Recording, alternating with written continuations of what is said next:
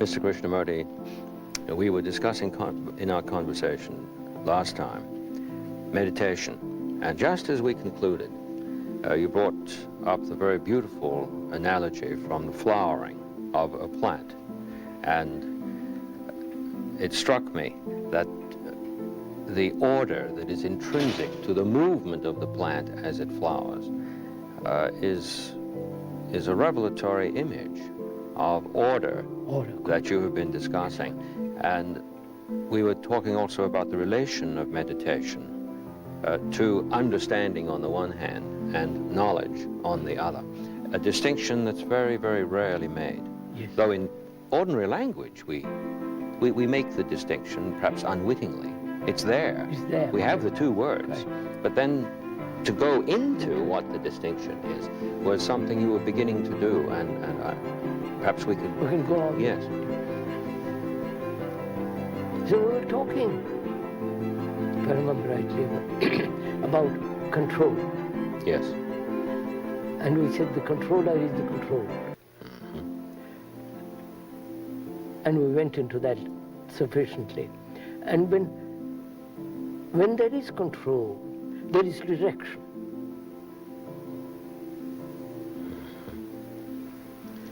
Direction implies will.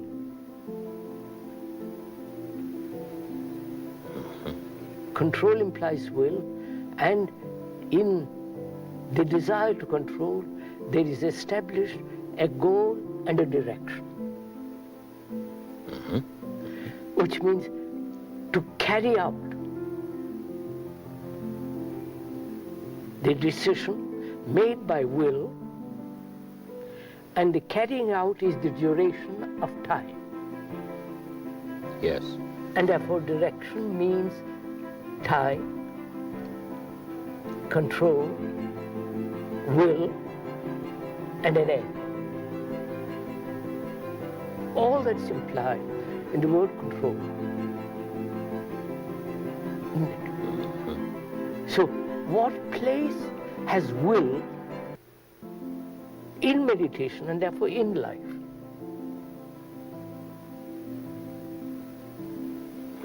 Yes, yes, yes. Or it has no place at all. That means there is no place for decision at all. Only seeing, doing. And that doesn't demand will, nor direction. Mm-hmm. When you follow, you Yes, see, I do. Yes, I do. the beauty of this, how it works out.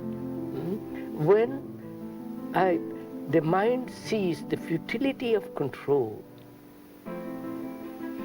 because it has understood the controller is the controlled, one fragment trying to dominate other fragments, and that the dominant fragment is a part of other fragments.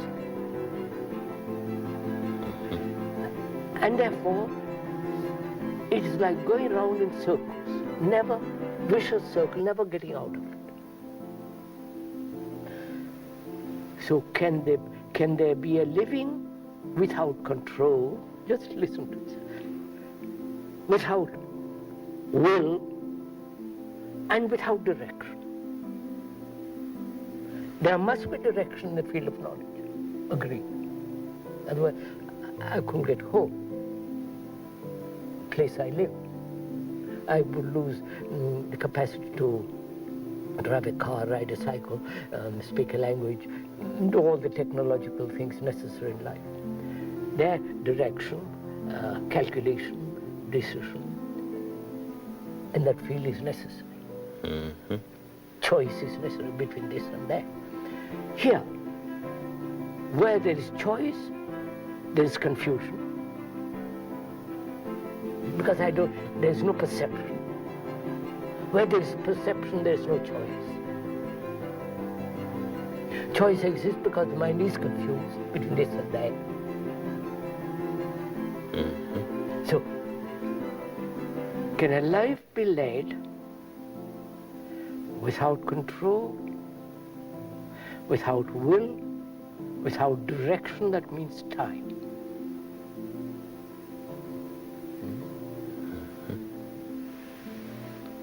And that's meditation. Not just a question, an interesting, perhaps, a stimulating question, but when a question, however stimulating, has no meaning by itself. It has a meaning in living. I was thinking about ordinary language usage again, as you were speaking. It's interesting, isn't it, that when we regard that somebody has performed an action that we call willful, Of course. that this is an action that has been undertaken without understanding. Of course. So, in the very distinction between will as a word and willful as an adjective, we have a hint of this distinction. Yes. But I'd like to ask you, if I could, about the relationship of will for the moment. Even though we're talking about meditation, we did regard that knowledge in its own right does have a proper career. Of course. And we say that decision is referred to that, choice is referred to that, and therefore will is operative there. And a direction, everything. And a direction, and so on. So we are making a distinction here between will and its role in relation to the whole field of what we call loosely know-how. Know-how, knowledge. Yes. And the confusion that occurs when that activity, so necessary in its own right, is brought over into this. That's right. And then we can't do either of them, really. Then we are, that's just... Can we? Therefore we become inefficient. Yes. Personal. But you see, we don't think that. What we think is that we can be terribly efficient in knowledge and be what is called unspiritual.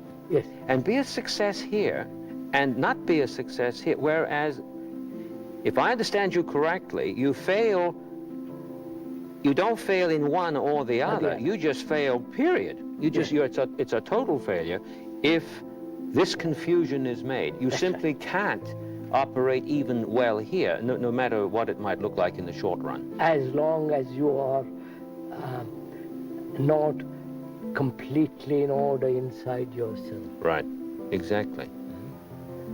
So the very division that we make between inner and outer is itself a symptom of this of terrible... thought which has divided the outer and the inner. Yes, yes. I hope you'll bear with me in going through that. Yes, that's because absolutely, you're quite right. I know in religious thought, my academic discipline, in religious thought, this confusion, well, the weight of it. I know. You feel a prayer.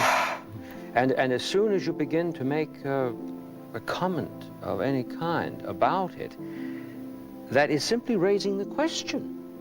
The extreme rigidity and nervousness that occurs is dramatic. Yes, yes. You see, sir, so I'm asking, meditation covers the whole field of living, not one segment of it. Therefore, living a life without control, without the action of will, decision, direction, achievement. Is that possible? If it is not possible, it's not meditation. Therefore, life becomes superficial, meaningless. And to escape from that meaningless life, we chase all the gurus, they entertain religious entertainment, circuses, you follow all the practice of meditation. It has no meaning.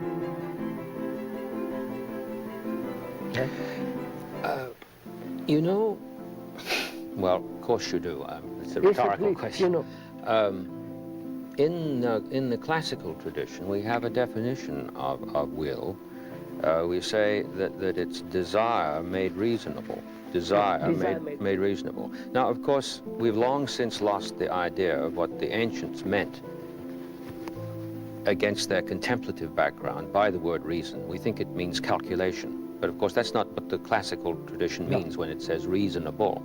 It points rather to that order which isn't defined. And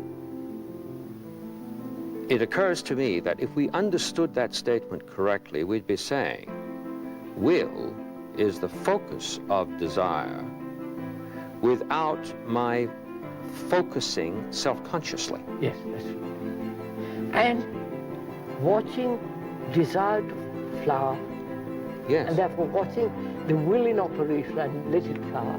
And as it flowers, as you are watching it dies, it withers away. Yes. After all, it's like a flower. You allow it to bloom, and it withers. It comes to be and passes away in its own Therefore, time. if you are choicelessly aware of this movement of desire, control, will, focusing that will in action, and so on, so on, so on. Let it, watch it. And as you watch it, you'll see how it loses its vitality. So there is no control. So from that arises the next question, which is, direction means space. Right? Yes, of course. It's very interesting. It is. So It is. what is space? Space which thought has created is one thing. Space that exists in heaven, in our, what is it? In the universe, space. There must be space for a mountain to exist. There must be space for a tree to grow. There must be space for a flower to bloom. So, what is space, and have we space? Or are we all so limited physically to living in a little apartment, little houses, no space at all outwardly, and therefore, having no space, we become more and more violent? Yes. I don't know if you have watched of an evening when all the swallows are lined up on a wow, Oh, yes. and how exact spaces they have in between. You follow, sir? Have you? It's Yes, I have. marvelous It's to see marvelous, that, yes. to see this space. And space is necessary. And we have no space physically. More and more population and all the rest of it. And therefore more and more violence. More and more living together in a small flat. 1,000 people, crowded. Breathing the same air, thinking the same thing, seeing the same television, seeing the same, reading the same book, going to the same church, believing the same thing. You follow? The same sorrow, the same anxiety, the same fears. My country, all that. So, mind and so the brain has very little space.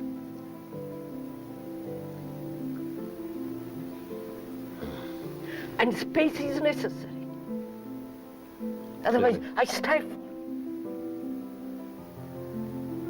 So, can the mind have space? And there will be no space if there is a direction. Clearly, yes. You see, sir? Of course, of course. Yes, I do. Huh? Yes. There is no space if direction means time.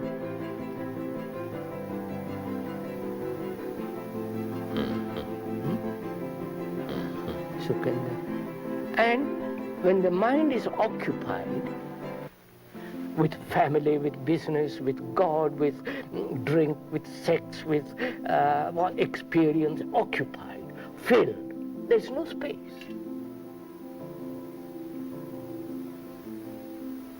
That's right. Exactly. So, when knowledge occupies the whole field of thought, of the mind as thought, there's no space.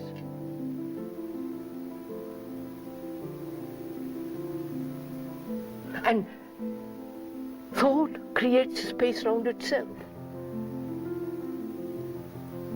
As the me enclosed and you enclosed. We and they. So, the self, the me, which is the very essence of thought, has its own little space.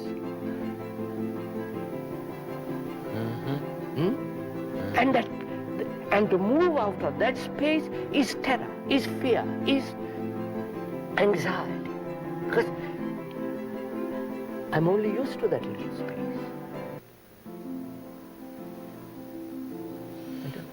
Yes, exactly. That brings us back to the earlier conversation we had when we touched the point of terror. Yes, that's right. Amazing. The not being, and the being is in the little space which thought has created. So thought can never give space. Of course not. So, meditation is the freedom, is the freeing of the mind, of its content as consciousness, which creates its own little space.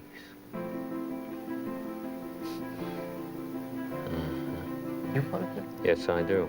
Huh? So, from that says, is that possible? Because I'm occupied with my wife, my children, my responsibilities. I care for the tree, I care for the cat, I care for this and that. And I'm occupied. This throws a marvelous light on that saying of Jesus, which people have pondered and wondered about and thought is very strange. Foxes have holes and the birds of the air have nests, but the Son of Man hath not where to lay his head. That he doesn't, man as such, who grasps himself, understands, is not inventing a space for himself. It fits perfectly. It fits perfectly. It's marvelous. I don't know what... Yes. No, I understand, but I was thinking in the context of the whole discourse. It just flashed over me. And our conversations have been such a revelation to me with respect to the literatures that I've soaked myself in for so many years. And it's a demonstration to me of what you've said. For instance, insofar as I ask these questions of myself personally, precisely as they become answered. So all these things out here become answered. And what could be more empirically demonstrable to an individual that I am the world and the world is me than that? That's right. So all I'm doing is just giving a report of the journey without direction. So look, as the world is getting more and more overpopulated, cities are going more and more, spreading, suburbs and so on. Man is getting less and less space. Therefore, driving out animals, killing, Oh dear, yes. Killing the American Indians, killing the Indians in Brazil and so on. They are doing this, actually going on. Oh, yes. And having no space out there, outwardly, except on occasions I go often to the country and see my show, my God, I wish I could live here. But I can't because I've got so on. So, can there be space inwardly? When there is space inwardly, there is space outwardly. Exactly. Yeah. But the outward space is not going to give the inner space. The inner space of mind that is free from occupation, though it is occupied at the moment, with what it has to do, it is occupied, but free. The moment it finishes, it's over. I don't carry the office to my home. It's over. So space in the mind means the emptying of consciousness of all its content. And therefore, the consciousness which thought as the me has created ends. And therefore there's space. And that space isn't yours or mine, it's space.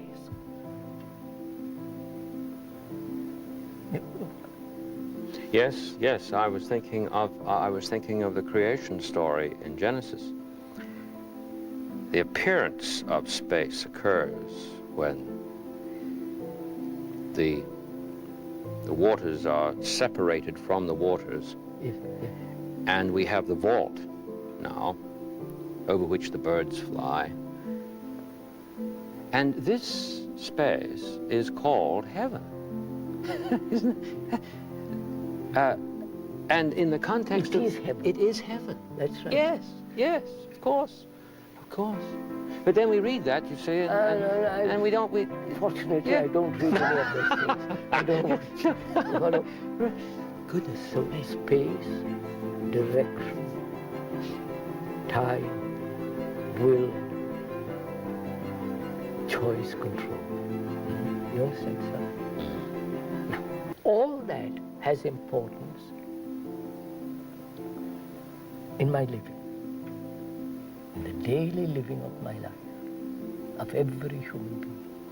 If he doesn't know what the meaning of meditation, he merely lives in that field of knowledge. And therefore that becomes a prison. And therefore that being a prison, he says, I must escape through entertainment, through gods, through this and through that, through amusement. You know, that's what is actually taking place. The word vacation Vacation, that's right. says it all, Yes, that's doesn't right. it? Yeah, absolutely. To vacate is to exit into space. Space. Yeah. But then we go from one hole to another. Another hole. Yeah. Now, if that is clearly established, perceived in myself, I see the thing operating in my daily life, then what takes place? Space means silence. If there is silence, if there is no silence, it's direction. It's the operation of will. I must do, I must not do, I must practice this, I must get this. If what? This should be, should not be, what has been, what should not be, I regret. All that operates. Therefore, space means silence inwardly. That's very deep. Very, very deep. It, archetypally, we associate manifestation as over against latency with sound. Yes, sound. And what you said puts the whole thing into an astonishing Silence perspective. isn't the space between two noises. Silence isn't the cessation of noise. Silence isn't something that thought has created. It comes naturally, inevitably, as you open, as you observe, as you examine, as you investigate. So then the question arises, silence, without a movement. Movement of direction, movement of thought, movement of time, or silence. Now, that silence, can that operate in my daily life?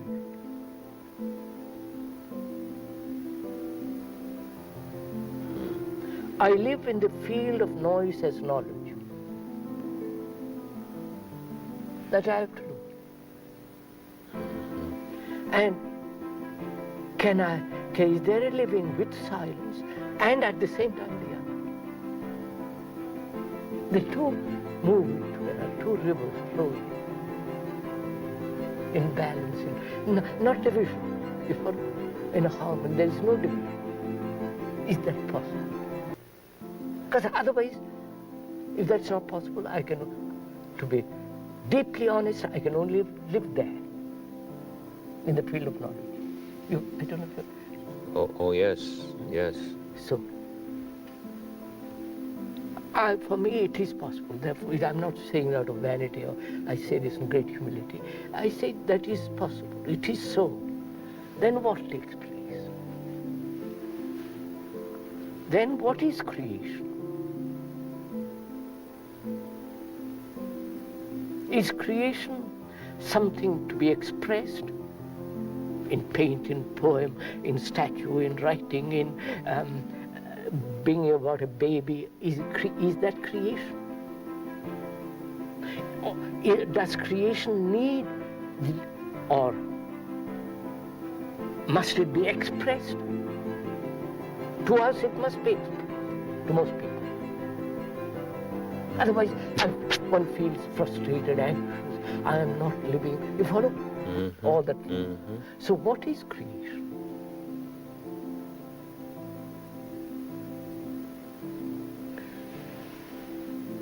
One can only answer that if one has really gone through all this. You understand, sir? Otherwise, creation becomes rather a cheap thing. Yes, it becomes, in terms of the word expressed, simply something pressed out. Pressed out, of course. That's all. At all. Yes. Just like the writer, literary people, who are, some of them are everlastingly battle in themselves with tension and all that, and out of that they write a book, become famous. Yes, the psychological theory that works about are based on neurosis. Yeah, yeah, that's it. Which means I'm driven. Yeah. So what is creation?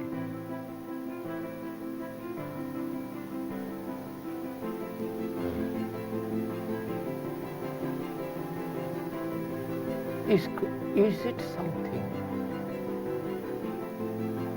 a flowering in which the flower does not know that it is flowering? I don't know. Exactly, exactly. Have I made it clear? Yes, you've made it very, very clear. All through our conversations, the one word that has, for me, being like the clean blade of a two-edged sword, has been this word, act. Yes, sir. But not act over against inaction. No. Not action as over against the philosophical term of its opposite, passion, which is a different use from the one that you were using in our conversations. But sheerly act. Act. Sheerly act. So see what takes place. Huh? Creation in my living. You follow, sir? Not expressing, creating a beautiful chair, this or that may come, that will come. But in living. And from that arises another question, which is really much more important. Thought is measure. And as long as we cultivate thought, and all our actions based on thought as it is now, the search for the immeasurable has no meaning. I can give a meaning to it. Say there is the immeasurable, there is the unnamed, there is the eternal. Don't let's talk about it. It is there. It has no meaning. That's just a supposition, a speculation, or the assertion of few who think they know. One has discarded all that. Therefore now, when the mind is utterly silent, what is the immeasurable? You follow? What is the everlasting? What is the eternal? Not in terms of God and all these things man has invented. Actually to to be that. I don't know.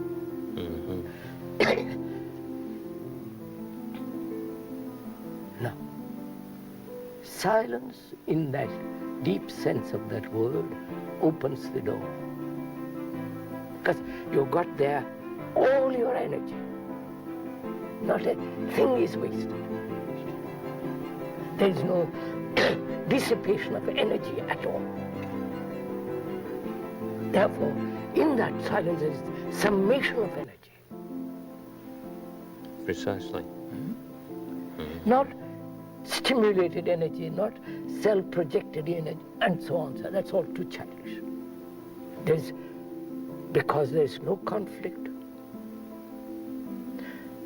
no control, no reaching out or not reaching,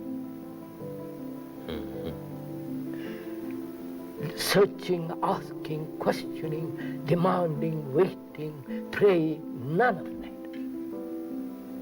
Therefore there is tremendous, all that energy which has been wasted is now gathered in that silence. That silence has become sacred. Because obviously, Of course it has. it has not the sacred thing which thought has invented. No, not the sacred over against the profane. No, that's too. No. So, it is only such a sacred mind can see this, the most supreme sacred, the essence of all that is sacred, which is beauty. You follow? I do. So there it is. God isn't something that man has invented or created it out of his image and longing and failure. But when the mind itself becomes sacred, then it opens the door to something that is immeasurably sacred. That is religion. And that affects the daily living. The way I talk, the way I treat people, the conduct, behavior, all that. That is the religious life. If that doesn't exist, then every other mischief will exist. However clever, however intelligent, however all that. And meditation does not occur in the context of all this disorder.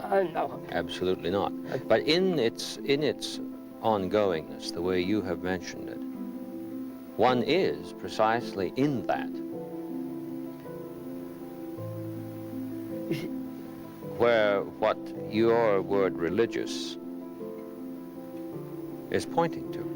That's the most profound religious way of living. See, so what takes place, another thing. See, as this thing is happening, because your energy is being gathered. Energy is being gathered, not your. Energy is being gathered. You have other kinds of powers, extrasensory power. You can do miracles. It has happened all this to me. Exercise, and that kind of stuff. I heal it, but they become totally irrelevant. Not that you don't love people. On the contrary, religion is the essence of it. But they're all secondary issues.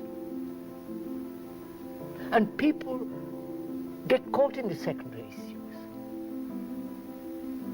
I mean, look what is happening. A man who really can heal, he becomes... I have people worship him. Little healing. Reminds me of a story you told me once. I think it was a year ago, when it was about the old man sitting on the banks of the river, and the young man came to him after the older man had sent him away to undertake whatever he needed to learn and all this, and he came back with a marvelous announcement that he could walk on water. And then you said that the older man looked at him and said, what's all that about? So you can walk on water. And you've taken all these years to learn how to walk on water. Didn't you see the boat over there on the back? That's right. That's right. Of course. Of course. There's... You see, sir, it's very important. When there is this, religion is, as we said, is the gathering of all energy, which is attention. In that attention, many things happen. Some of them have this gift of healing, miracles. I've had it, and I know of which I'm speaking about. And religious man never touches it. He may say occasionally do this or that, but it isn't. It is a thing to be put away, like a gift, like a talent is to be put away because it's a danger. Exactly. But the more you are talented, the more me. I am important. I have this talent. Worship me. With that talent, I get money, position, power. So this too is the most dangerous thing. So a mind that's religious is aware of all this and lives a life in this space, in this marvelous space. Something occurred to me about our discussion earlier concerning energy and your remark that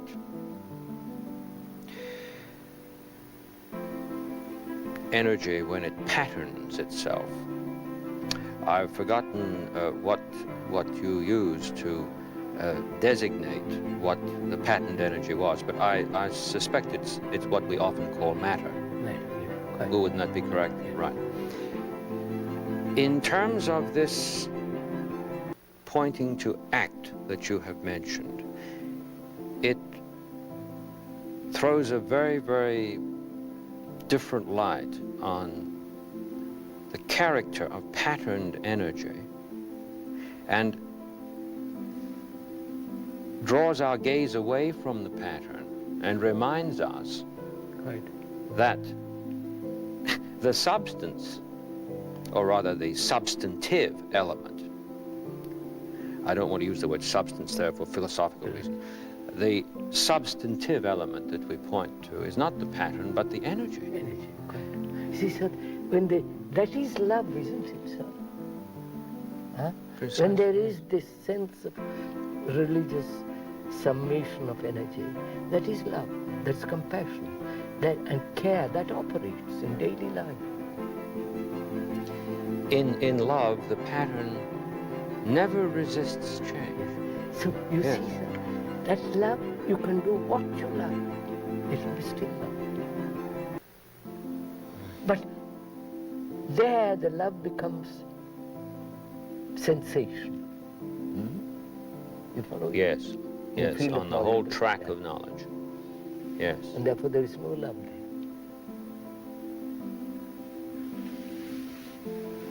Yes, that image of the Lionel train, the toy that goes round and round and round, isn't that extraordinary?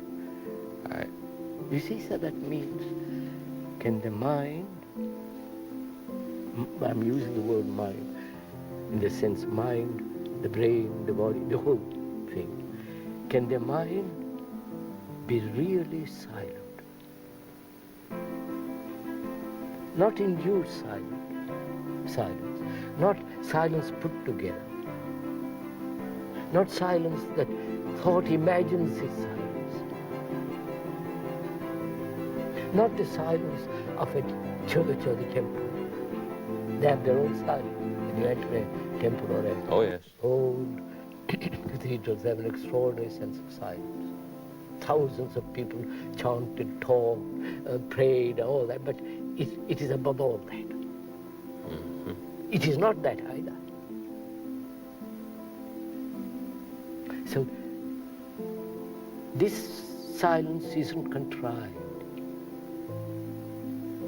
And therefore it is real. It isn't I have brought about through practice a silence. No, it's not what you mentioned earlier, that space between two noises, That's right. because that would become an interval. Yeah, that's right. And as an interval, it simply becomes successive. Successive, that's right.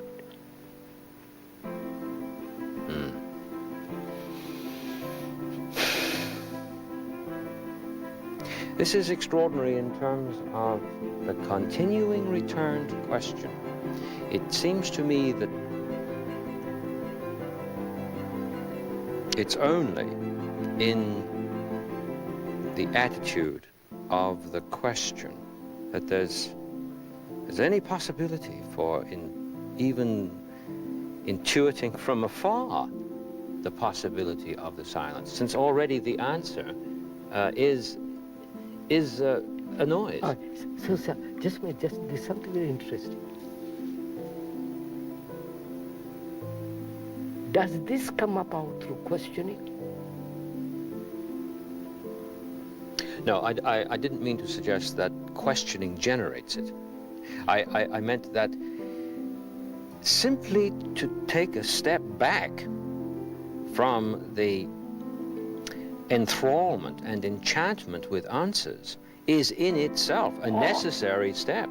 And that in itself has its own terror. Of course. But I'm asking, is silence, is this sense of immeasurable, does that come about by my questioning? No. No. Perception sees the false and discards the false. There is no question. It sees and finished. But if I keep on questioning, I keep on doubting. Doubt has its place, but it must be kept on a leash. Now, let me ask you a question here, if I may.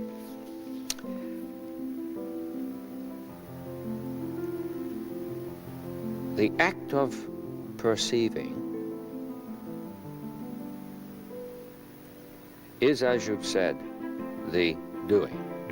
There's absolutely no interval between one. Sir, I see danger to the act. And I act, exactly. Now, in this perceiving, the act is totally free. Yes, sir. And then every energy pattern is free to become change. Yes, quite. Yes, exactly. No more hoarding to itself No regret. all that it's worked for all its life. Yeah, and amazingly, though, it seems to me there's, if I've understood you correctly, there's a corollary to this. Not only is the pattern free to be changed, but the energy is free to pattern itself. Or not a pattern. Or not to pattern. Yes. There it is. In the knowledge has to pattern. Of course. But here it can't pattern. Pattern of for what? If it patterns, it becomes thought again. And therefore thought is divisive, thought is superficial. I don't know if I told you the other day, somebody was telling me, Professor Boulder, in fact, he was saying that in Eskimo language, thought means the outside. Very interesting. The outside, when you say go outside, the word is thought. So thought has created the outer and the inner. If thought is not, then there is neither the outer nor the inner. That is space.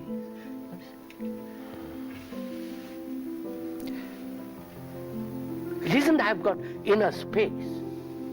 No. We've been talking about meditation in relation to religion. And I simply feel I must ask you to speak about the interrelationship of prayer to meditation, with meditation, because conventionally we always refer to prayer and meditation. No, I don't. To me, prayer is no place in meditation. To whom am I praying? Whom am I supplicating, begging, asking? Prayer as petition has no place in this. Is there any is there any use of the word prayer that would be consonant with what we've been talking about? No, if there is no petition, you understand, deeply, inwardly, there is no petition. No grabbing, grasping. Because the grabber is the grabbed. Mm-hmm. Exactly. Mm-hmm. If there is no petition, what takes place?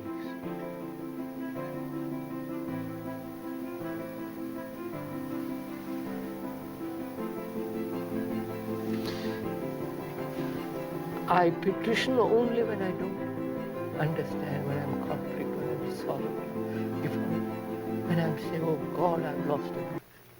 I'm finished. I can't arrive. I can't achieve. When there's no petition, I can look.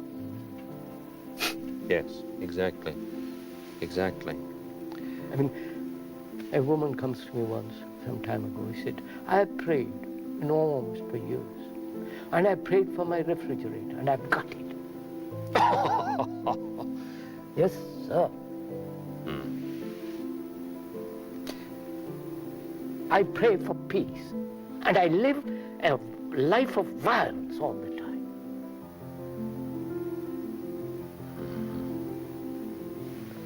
I say, I pray for my country, and I've divided the country, opposed to another country. And I pray for my country. It becomes so child. In conventional prayers, there is usually both petition and praise. Both are there. Praising and receiving. And of course, you must know in Sanskrit, it always begins, some parts of it, praising, and then begging. And yes.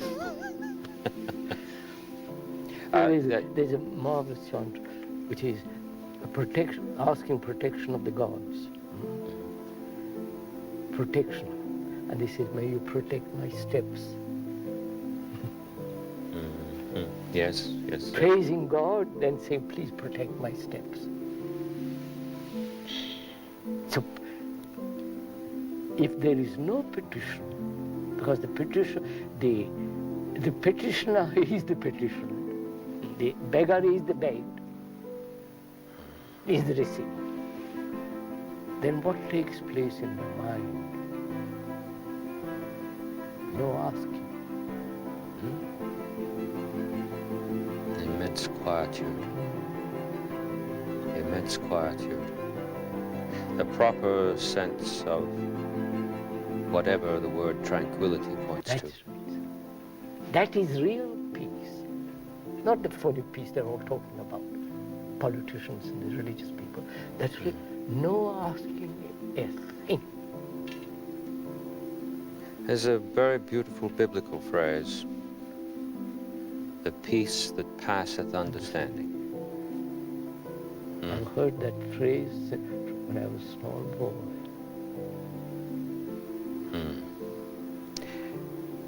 I've always asked myself since a child how it's the case that there's so much talk about such a thing, and there's so little evidence of it. So I think, books have become tremendously important. What they have written, what they have said. And so the human mind has become second-hand. Or the mind that has acquired so much knowledge about what other people have experienced about reality, how can such a mind experience or find or come upon that thing which is original? Not that route. And can the mind empty itself of its content? If it cannot, it cannot. Acquire, then reject, then receive. You follow? Yes.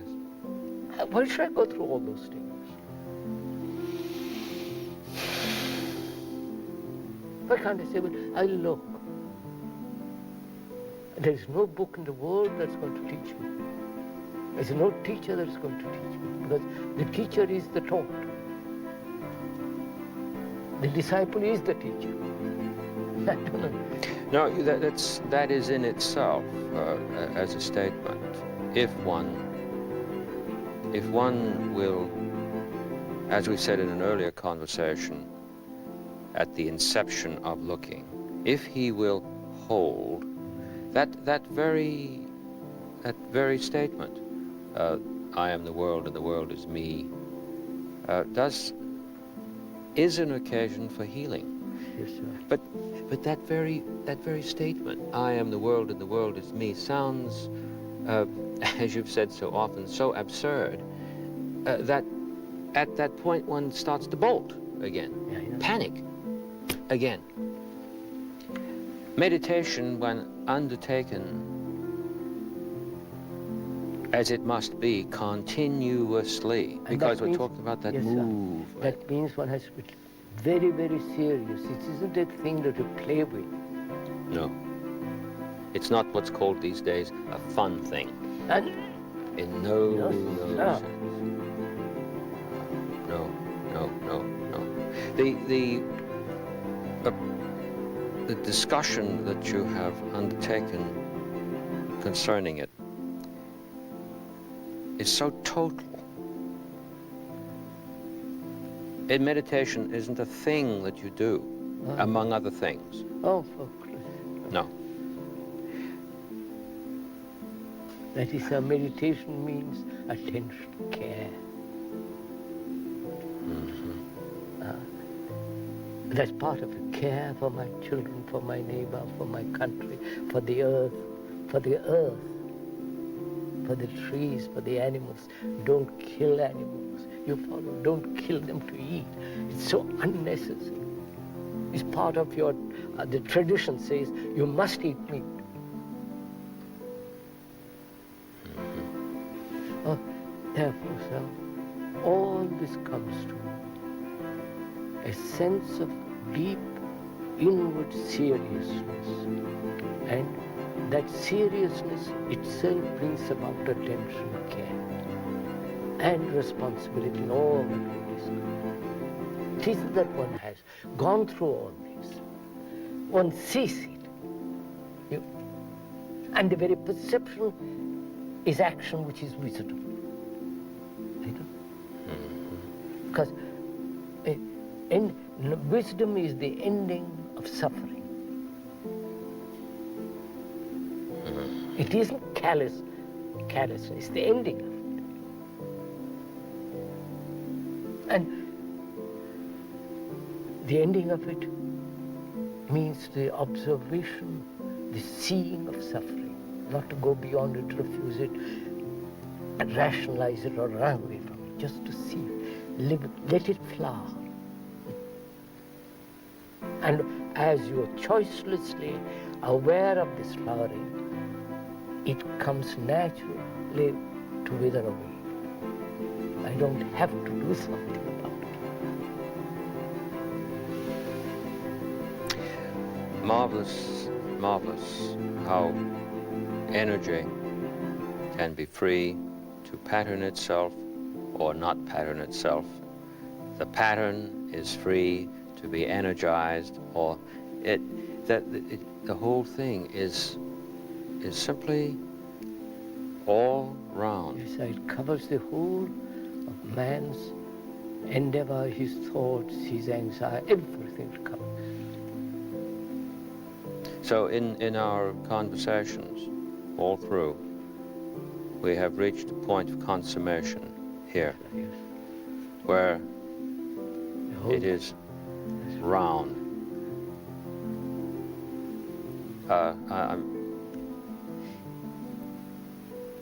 I wonder if Shakespeare had some intimation of this when he said ripeness is all. He must have been thinking of that not simply as setting a term And to the also, career sir, of a fruit. Time comes to an end. Time stops. In silence, time stops. In silence, time stops. Immensely beautiful. I must express to you my gratitude from the bottom of my heart. I hope you will let me, because throughout the whole career of our discussions, I have been undergoing a transformation. Because you're willing enough to listen, good enough to listen. Most people are not, they won't listen. You took the time, the trouble, the care to listen. I've already seen, in my relation to my classes, in the activity my students and I share, the beginning of a flower. The beginning of a flower. Thank you so much again. No. Thank you.